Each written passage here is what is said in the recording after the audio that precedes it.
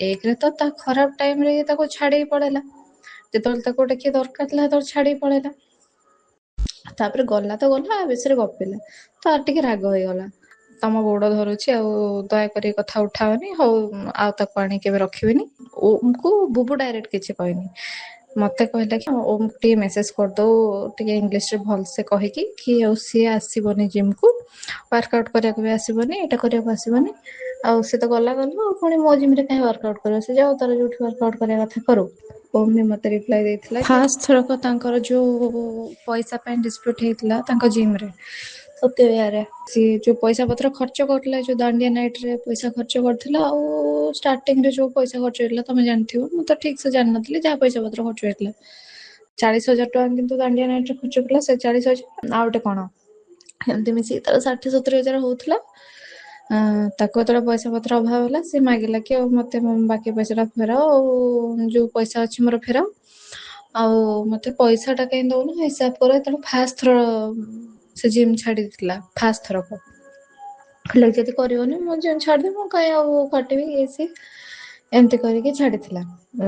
ସେତେବେଳେ ଯୋଉ ଡିସ୍ପ୍ୟୁଟ ହେଇଥିଲା ସିଏ ଛାଡିଦବ ବୋଲି କହିଲା, ତ ସିଏ ଓମ କୁ କହିଲା କି ଆଉ ଏଟା ବନ୍ଦ ହେଇଯିବ, ରହିବାନି, ଚାଲ ପଳେଇବା। ସେତେବେଳେ କଣ ତା ନା, ସେ ଯୋଉ ପିଲାଟା ଲିପୁନ ବି ବୋଧେ ଛୁଟି ନେଇକି କୁଆଡେ ପଳେଇଥିଲା। ଆଉ ଇଏ ଓମକୁ ନେଇକି ଗାଁକୁ ପଳେଇ ଆସିଲା, କହିଲା କି ଆଉ ଆମର ତ ଆଉ ଗୋଟେ ଜିମ୍ ଅଛି, ଅଡସପୁର ଜିମ୍ ରେ ତ ଭଲ ଟ୍ରେନର କେହି ନାହାନ୍ତି, ତ ଟ୍ରେନିଂ ଦେ, ଆଉ ଟ୍ରେନିଂ ଦେ।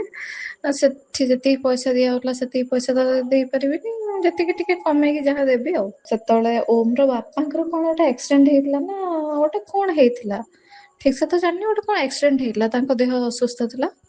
ଓମ କହିଲା କି ମୋର ଫାଇନାନ୍ସିଆଲ କ୍ରାଇସିସ୍ ରହୁଛି, ଆଉ ମୁଁ ରହିବିନି, ମୁଁ ଏଠି ଟ୍ରେନିଂ ଦେବିନି, ମୁଁ ଯୋଉ କଣ ସେ ଯୋଉ ବାଉଁଶ ଫାଉଁଶ କାମ କରେ ମୁଁ ସେ କାମ କରିବି, ମତେ ପଇସା ଦରକାର ଅଛି, ସେ କହିକି ଛାଡିଦେଲା।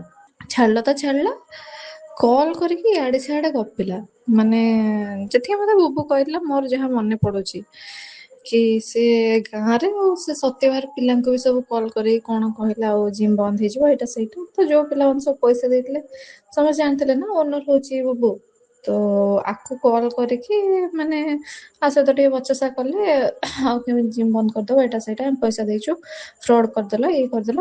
ତ ଇଏ ସେଠୁ ନ ଚାହିଁକି ବି ସବୁ ଡିସକ୍ଲୋଜ କରିବାକୁ ବାଧ୍ୟ ହେଲା। କହିଲା ମୁଁ ଫୁଲି ଓନର ନୁହଁ, ମୁଁ ଏତିକି ପରସେଣ୍ଟ ପାର୍ଟନର, ଆଉ ସେ ବିଷୟରେ ତମେ ସେଠି ତାଙ୍କର ଯିଏ ବିଲ୍ଡିଂରେ ଯାଇ କଥା ହବ, ସେମାନେ ଯଦି ଜିମ୍ ଚଲେଇବେ ଚଲେଇବେ, ମୁଁ ରହିବିନି, ଏମିତି କଥା। ତାପରେ ଯେତେବେଳେ ପଚାରିଲେ ଏ କଥା ତ କିଏ କହିଲେ ନା ଓମ ସାର୍ କହିଲେ, ପିଲାମାନେ କହିଲେ।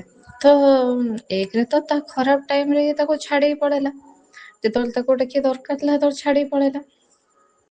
ତାପରେ ଗଲା ତ ଗଲା, ଆ ବିଷୟରେ ଗପିଲା, ତାର ଟିକେ ରାଗ ହେଇଗଲା।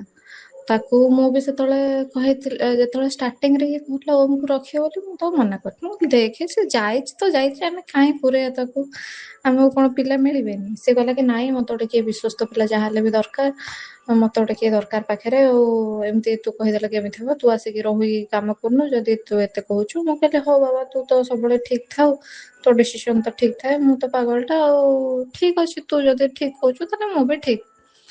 ସେଉଠୁ ସେ ଆଣିକି ରଖିଲା ଓମକୁ। ତାପରେ ଯେତେବେଳେ ଓମ ଛାଡିଗଲା, ମୁଁ କହିଲି ମୁଁ ତ ତା ଆଗରୁ କହିଥିଲି ସେ ପିଲାକୁ ରଖନି, ଯିଏ ଥରେ ତୋ ସହିତ ବିଶ୍ୱାସଘାତକତା ଥରେ କରିଛି ପାଷ୍ଟରେ, ସେ ଆଉ ଥରେ କରିବନି ବୋଲି କଣ ଗ୍ୟାରେଣ୍ଟି ଅଛି, ତ ସେଇଥିପାଇଁ ମନା କରୁଥିଲି। ସିଏ ବି କହିଲା ହଁ ମା, ସେତେବେଳେ ମୋ ସହିତ ଭଲସେ ଥିଲା ତ, ଆମ ଭିତରେ ଯେମିତି କଥା କଥା, ସେ କହିଲା ହଁ ଲୋ ମା ମୋର ଭୁଲ ହେଇଗଲା, ତମ ଗୋଡ ଧରୁଛି, ଆଉ ଦୟାକରି କଥା ଉଠାଅନି, ହଉ ଆଉ ତାକୁ ଆଣି କେବେ ରଖିବିନି, ଏମିତି କହିଲା। ସେଠୁ ତେବେଠୁ ତାର ମୋର ମାନେ ଓମ ବିଷୟରେ କେବେ କଥା ହେଇନୁ। ତାପରେ ଓମ ଛାଡିଲା ପରେ ବି ଜିମ୍ କୁ ୱାର୍କଆଉଟ କରିବାକୁ ଆସୁଥିଲା, ମାନେ ଖାଲି ୱାର୍କଆଉଟ। ସେଠୁ ସେଟା ବୁବୁକୁ ସହି ହେଲାନି, କହିଲା ତୁ ତ ମୋର ଏତେ ମାନେ ଓମକୁ ବୁବୁ ଡାଇରେକ୍ଟ କିଛି କହିନି, ମତେ କହିଲା କି ଓମକୁ ଟିକେ ମେସେଜ କରିଦଉ ଟିକେ ଇଂଲିଶରେ ଭଲସେ କହିକି କି ଆଉ ସିଏ ଆସିବନି ଜିମକୁ, ୱାର୍କଆଉଟ କରିବାକୁ ବି ଆସିବନି, ଏଇଟା କରିବାକୁ ଆସିବନି। ଆଉ ସେ ତ ଗଲା ଆଉ ପୁଣି ମୋ ଜିମରେ କାହିଁ ୱାର୍କଆଉଟ କରିବ, ସେ ଯାଉ ତାର ଯୋଉଠି ୱାର୍କଆଉଟ କରିବା କଥା କରୁ। ତ ଲାଷ୍ଟ ଟାଇମ ମୁଁ ଓମକୁ ମେସେଜ କରିଥିଲି କି ଆଉ ମାମୁଁ ମନା କରୁଛନ୍ତି, ଆଉ ତମେ ଜିମକୁ ଆସିବନି, ଏଇଟା ସେଇଟା। ତାପରେ ଓମ ବି ମତେ ରିପ୍ଲାଏ ଦେଇଥିଲା କି ହଉ ଆସିବିନି, ଏମିତି ସେମିତି। ତାପରେ ମୋ ବୋଉ କହିଲେ ହଁ ମେସେଜ କରିଦେଇଛି। ତାପରଠୁ ଆମେ ଓମ୍ ବିଷୟରେ କେବେ ଆମ ଭିତରେ କଥା ଉଠେଇଲୁ। ବାହାର କରିଦେଲା ଜିମ୍ ରୁ ମେସେଜ କଲା। ତାପରେ ସେଠୁ ପ୍ରଦୀପ ସାର୍ ଯୋଉ ତାକୁ ମିଟିଂ ଡକେଇଲେ, କହିଲେ କି ଆଉ ତମ ଜିମ୍ ତମେ ଛାଡ଼ିଦେଲେ କେମିତି ହବ, ଏମିତି ପେସେଣ୍ଟ କାହିଁ ହଉଛୁ, ପଇସା ଆଜି ନହେଲେ କାଲି ହିସାବ ହବ, ଏଇଟା ସେଇଟା ତାକୁ ଏମିତି ବୁଝିଲେ। ତାକୁ ଆଣିକି ପୁଣି ଜିମ୍ ରେ ପୁରେଇଲେ। ତ ଇଏ ଯେତେବେଳେ ଜିମ୍ ରେ ପଶିଲା, ଓମ୍ କୁ ସେଠି ଟ୍ରେନର ହିସାବରେ ରଖିଲାନି। ମେ ବି ସେବେଠୁ ତାର ରାଗ ଥିବ ଉପରେ, ମୁଁ ଯେତିକି ଭାବୁଛି କି ସେବେଠୁ ରାଗ ଥିବ କି କଣ। କାହିଁକିନା ତାପରେ ସେ ୱାର୍କ ଆଉଟ୍ କରିବାକୁ ବି ତାକୁ ମନା କରିଦେଲା। ତାପରେ ମୁଁ ଜାଣିନି, ବାସ୍ ମୁଁ ଜାଣିବା ଭିତରେ ଏତିକି ହିଁ। ତାପରେ ଆମେ ଓମ୍ ବିଷୟରେ କେବେ ତାର ମୋର ଡିସ୍କସ୍ ହିଁ କରିନୁ। ସେ ତା ବାଟରେ, ଆମେ ଆମ ବାଟରେ।